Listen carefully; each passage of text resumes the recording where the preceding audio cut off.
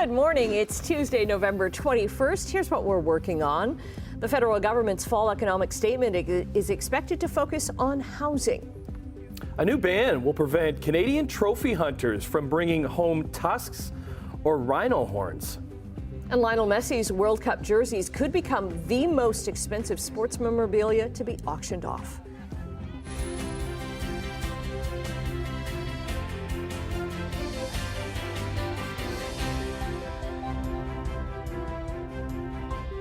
Good morning. Thanks for joining us. Brian, how are the roads looking this morning? The roads are looking pretty good this morning. We don't have any precipitation yet, so It's coming though. yeah, it is coming. It's not too far away. Winds are starting to see some showers now. Leading edge of the precipitation is there, and we are going to get the rain later on today. It'll happen late morning into the afternoon, depending on where you are, because it's going to come up at us from the southwest. So we are looking at rain beginning later on. 10 to 15 millimeters is possible for the day today.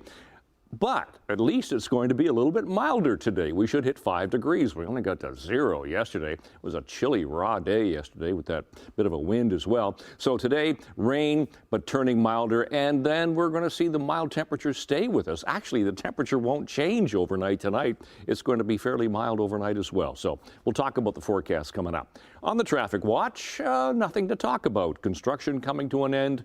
No collisions. 403 Waterdown Road. Doing fine. A little bit of a shake on the camera because we do have some wind at the moment. It's northeast at about 22 kilometers an hour, but no problems right there. To our MTO traffic cameras, just give you a few. Red Hill Creek camera looks good, Toronto bound. Away from us, top of the Skyway, same conditions here. Looks good right there, east of Appleby Line, Toronto bound towards us right now. No problems at the moment, so we'll keep you posted. Weather and traffic coming up right now, the news. Thanks very much, Brian. Finance Minister Chrystia Freeland is set to present Canada's fall economic statement today with a focus on housing. Simone Gavros joins us now with more on what's expected. Good morning. Hi, good morning, Annette. Yes, today's fiscal update is going to give an update on Canada's economy and give an outlook into Canada's plan when it comes to housing, affordability, and jobs. Now, housing is going to be the main focus for today's update today when it comes to the finance minister's plan. A senior government official says that the finance minister will be announcing billions towards housing construction. This includes $15 billion in low-cost loans and $1 billion fund for affordable housing, as first reported by the CBC yesterday. Now, this comes at a time when affordability and cost of living are top of mind for many Canadians, with inflation and interest rates still high. Canada's annual inflation rate came in at 3.8% in September, and economists are forecasting it slowed again as food and gas prices slowly level out. Now, while the central bank paused interest rate hikes at its last 2 meetings due to a slow in the economy, they have said they're prepared to raise them again if inflation isn't brought under control, which could put pressure on thousands of homeowners. Now, StatsCan is expected to release their numbers ahead of the economic statement that's going to be released this afternoon at 4 p.m., which is going to give a look into Canada's finances. Tim, I'll send things back over to you. Okay, good stuff, Simone.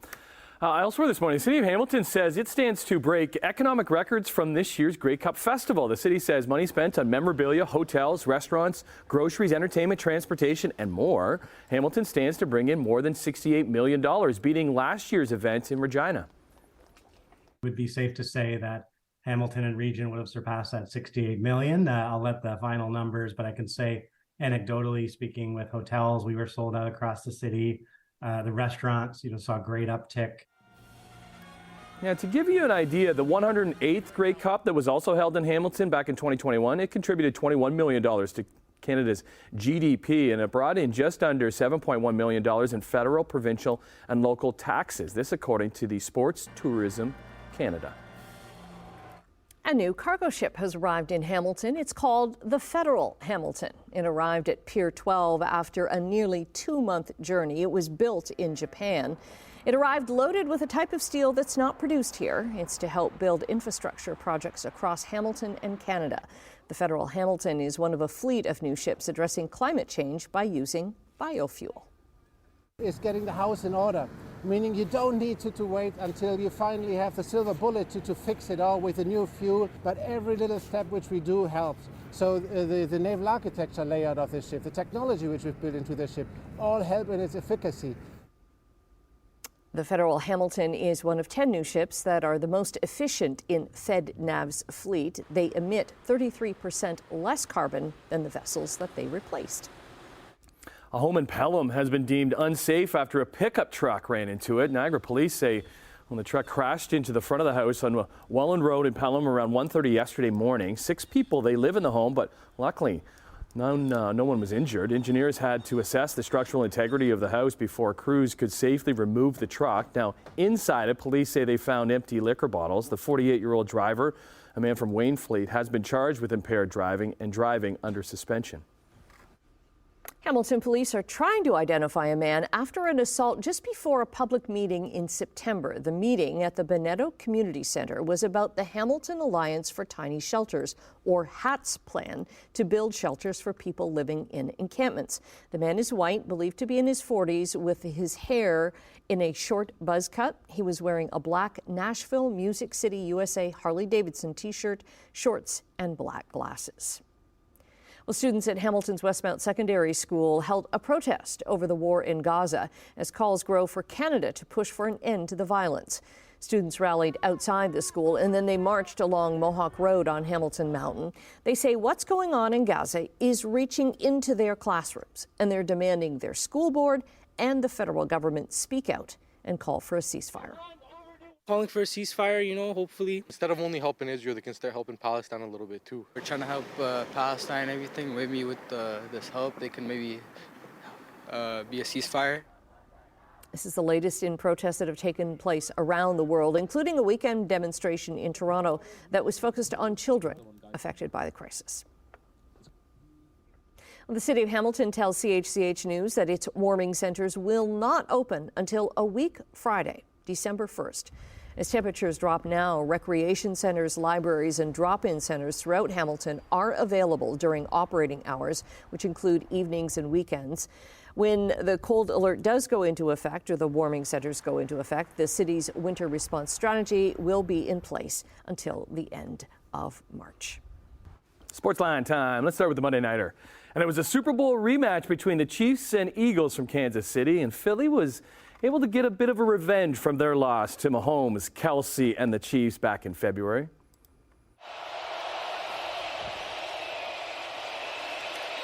Here's a shot for Smith. He's got it! Eagles QB Jalen Hurts hooks up with Devontae Smith for the 41-yard completion, which leads to their patented tush push. And a second touchdown run for Hurts, which turned out to be the winning score. Mahomes and his Chiefs had a number of chances to win the game, with the best coming under 2 minutes to go, and a pass landing in the hands of Marquez Valdez-Scantling, who bobbles it and drops the sure touchdown. Jason Kelsey beats younger bro Travis as the Eagles move to 9-1 on the season, best in the league with a 21-17 win. Chiefs fall to 7-3. Lots of NFL come Thursday, 3 games with American Thanksgiving. Well, day after the Alouettes won the 110th Grey Cup, they returned to Montreal without their shirts. Must have been a pretty good party in the Hammers. They celebrated their first CFL championship in 13 years. The Owls defeated the heavily favored Winnipeg Blue Bombers 28-24 Sunday. One of the best games we've seen. Lots of people saw it, too. 3.57 million Canadians watching the broadcast, up 14% from last year. Montreal going to be holding their victory parade through the streets of downtown Montreal tomorrow, beginning at 11:30.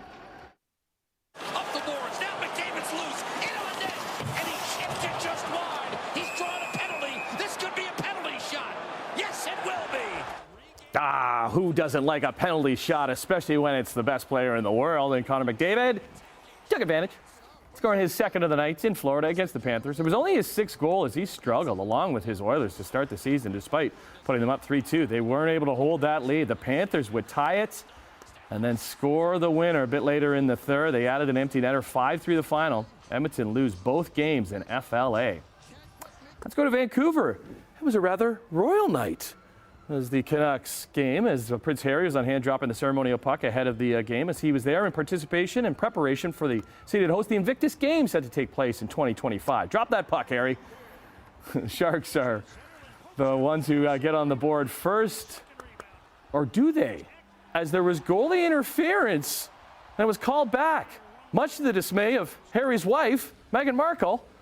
Rather confused. I thought it was a goal. It wasn't a goal. It went in. It went in. It wasn't a goal. Anyways, the two of them met actually at the Invictus Games in Toronto way back when. Back to the game, Quinn Hughes, some kind of player, scored the opener right here, added an assist. He leads the league in points with 30 points in 19 games. He's a defenseman. Megs and Harry, they like it. Canucks win it 3-1. Okay, it's 10 minutes after 6 o'clock already on this Tuesday, the 21st of November already. Quick check on traffic because usually this time of the morning there's not a lot happening. It's getting a little bit busier at the 403 and Waterdown Road, but only just by a little bit. To our MTO traffic cameras, we'll start in St. Catharines here. QEW in 7th looks good. No volume there. Getting a little busier at the Red Hill Creek camera. Nothing at the 403 junction with the QEW around Brant. East of Royal Windsor through Oakville and through Mississauga at Cooksville Creek. All looking fine. Now, there is a bit of a wind this morning, but our temperature is going up. We've gone from -2 last hour to -1 this hour, and that rising temperature trend is going to continue. Well, there's that wind, northeast at 22. It is a cloudy start to the day today. No problems with the air quality, low risk category morning and afternoon. And for school today, yeah, we're going to get some rain. I mean, it won't be for the morning going in, but later on this afternoon, we could get 10 to 15 millimeters of rain, a 5-degree high, and that wind is going to pick up as well. Here's where the precipitation is right now. It's going through Windsor, encroaching onto London, and it's going to cross the Horseshoe a little later on this morning into the afternoon hours. Bring us that wet day today, but it's also going to bring in some milder temperatures as that low crosses us. We're going to see the temperatures go up today to about 5 and then sit around 6 tonight and tomorrow as well. And tomorrow we could just get some showers as the rain tapers off. But look at the temperatures today. 9 degrees for Niagara Falls today, but 5, 6, and 7 around the rest of the Horseshoe. With that rain, tonight the rain tapers off to some scattered showers, but 10 for Niagara Falls, 8 for Niagara, St. Catharines, 6 and 7. So it's going to be a mild overnight and a mild start to the day tomorrow. Tomorrow's temperatures 10 to 9 for Niagara, 6 and 7 for the rest of the Horseshoe. Some areas could see a little bit of sunshine as the afternoon goes on, but actually we're looking at fairly cloudy skies with that chance of showers. So out the door this morning, no rain just as yet. It is cloudy, fairly windy, -1, wind chill -7. And we'll check long range coming up. Annette, Tim. Thanks so much. We are going to say good morning to Emily. What you got coming up on Chit Chat? I'm wondering if there's anybody you've ever wanted to interview, but they kept saying no, and you kept begging and pleading, even to the point where your co-host said, "Oh, you need to stop. You're making a fool out of yourself." You talking about me? Talking about me? Of course. Well, I will tell you this. Gail King did not take no for an answer, and we'll tell you what she did and who she interviewed coming up on the couch. Okay. Kids, that's how you do a tease right there. Okay, there Because we now go. I have no idea. You can't ruin it. Exactly. Okay. I've learned, Annette. I've learned. Yes. Okay. We'll see you at the couch in a half hour. All right, and coming up after the break, Bad Boys getting ready to liquidate. We'll tell you when that's going to happen. Canadian dollar this morning is up 13 basis points to 72.99 cents U.S. Gold is up $11.40. Crude oil, though, is down 9 cents to $77.74 a barrel. Midday trading in Europe and the markets are down in London and Paris, but up a bit in Frankfurt. Off to Asia we go. Markets are down in Tokyo and Hong Kong, unchanged in Shanghai. What about North American markets? Well, they started off the trading week pretty good. Gains across the board, triple-digit gains once you get to Wall Street. Let's see how they do when the markets open on this Tuesday, November the 21st. Well, an Ontario court has granted Bad Boy Furniture Warehouse permission to begin liquidating its stores. A court order allows the furniture company that was started by former Toronto Mayor Mel Lastman to start selling off its merchandise on Friday. The sales will happen at Bad Boy's 12 stores for the first 30 days of the liquidation period, and then after that, some of the stores will close and consolidate. Under the court order, the liquidation sales have to end across the company's entire network by the middle of February. Conservative leader Pierre Poilievre is pushing for a full inquiry into concerns that Nexstar Energy will get foreign workers to help build a heavily subsidized battery plant in Windsor. Nexstar is a partnership between automaker Stellantis and electronics company LG. In a post on Twitter last week, Windsor's chief of police said his town is expecting 1,600 South Koreans traveling and working in the city to build the plant, which received about $15 billion from Ontario and the federal government. What I'd say is I'm excited to build in Ontario that will leverage our world-class workers. We've got a skilled trades that is second to none, men and women in the skilled trades here, and we're ready to get to work. I've spoken with all the local unions. They're excited. We're excited. Mayor Dilkins is excited. We need commitments from the feds that we're going to use Ontario workers. So that's Ontario Labour Minister David Piccini, and he says the vast majority of these jobs can be filled by Ontario workers, that there is no need to import workers. Nexstar says there is, as the workers have, quote, proprietary knowledge and specialized expertise, adding they're committed to hiring more than 4,800 Canadians. Poilievre says he wants the government to make the contract with the manufacturer public to prove money will stay with Canadian taxpayers.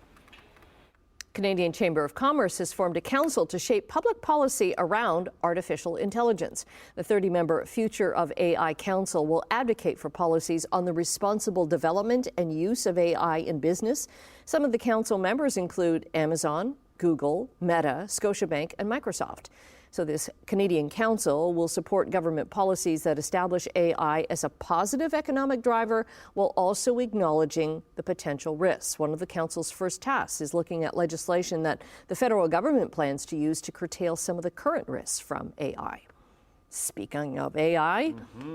So after, we talked about this yesterday, after the ouster of CEO Sam Altman from OpenAI, more than 500 employees are now threatening to quit. In a letter to the board of directors, they say your actions have made it obvious that you are incapable of overseeing OpenAI. We are unable to work for or with people that lack competence, judgment, and care for our mission and employees. So that was end quote. Signatories include board member Ilya Sutskever, who was involved in the ouster of the CEO, but yesterday apologized on Twitter, saying he deeply regretted his participation. The employees demand that Altman is reinstated and the board fired. If that doesn't happen, they say they'll join Microsoft, which has already taken on Altman for a new AI research arm and has indicated they'll hire other staff.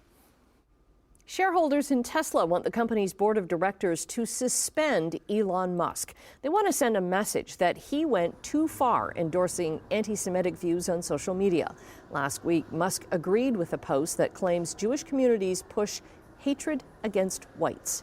In a statement, investor Jerry Brackman says he believes in free speech, but that's no excuse for spreading hatred as a CEO of a public company. Since Musk's post, Disney, NBC Universal, and several other big brands have stopped advertising on X.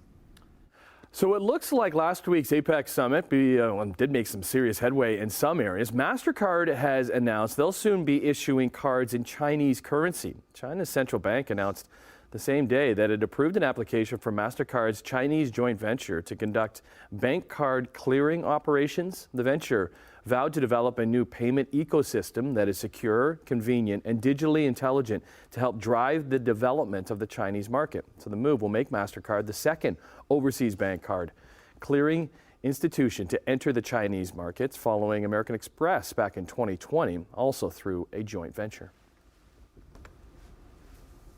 Okay, we are taking a quick break right now. Brian is going to be back with your traffic and your 7-day forecast. Grab that umbrella if you're leaving right now, though. 6:23 already, Tuesday morning. Let's get you going into traffic. QEW east of Lake Street. This is St. Catharines, of course, and it looks fine there. Getting a little bit busier now as we hit the top of this Burlington Skyway. This is on the Hamilton side, so Toronto bound away from us on that camera. Nothing east of Appleby. Lorne Park's doing fine. Even we'll dip into the 403 at Dundas coming up from the Ford plant. No problems right there. Temperature in Hamilton, we're just into the minus column this morning. -1. Factor in the winds, and that's fairly strong this morning. We do have a wind chill of -7, 0 Grimsby, 2 Mississauga, 3 into Toronto. We'll talk about seasonals like we usually do. 5 for the daytime high. Yesterday we got to 0. Today that's where we're going, to 5. Overnight low -2. Those are our sun times and records for today. And today for school, By the first bell this morning, temperatures should climb to the plus side, but just +1. A little bit of sunshine, but then later on today it's going to be rain. 4 degrees for coming home later from school, but we should hit 5 today. It'll be cloudy, maybe a little bit of sunshine in some areas this morning, but then the clouds and the rain. 10 to 15 millimeters is possible today. 6 overnight tonight. Temperature staying mild and 6 degrees for Wednesday and Thursday. Tomorrow, chance of showers, but then the sunshine comes back. Nice day on Thursday. Sun, clouds, and 6. A little cooler on Friday with some sun. The weekend looks sunny, but temperatures on the cool side. That's your forecast. And that's it. Okay, so a felt hat worn by French Emperor Napoleon has sold for nearly $3 million US. It's apparently a record for one of Napoleon's hats. The black beaver felt hat in traditional bicorn or two-corner shape was a trademark of him. It was worn imbécile. That means the corners parallel to the shoulders, as opposed to most of his officers who wore the hats perpendicular to their shoulders. It said that he did that so that he was more visible to his troops in battle. Does not look like a comfortable hat. Like, how are you riding a horse and keeping that hat on? I don't know. What? Like, how is, really? Maybe it's just for portraits. Yeah. And statues. I don't know. Every time you see him, he has that hat on. Yeah. And it's like, how are you keeping that hat on? Goodness. It's hard to keep a toque on sometimes for me. Anyways, Napoleon, the movie with Joaquin Phoenix, that's coming out soon. So. I think that's one of the reasons that this went up to auction. Okay. Yeah. All right. Well, hope you're having a good start to your day. If you're leaving, it's going to be, I don't know, it's going to be kind of a yucky day. But hey, we'll cheer you up if you want to stick around. Stay inside.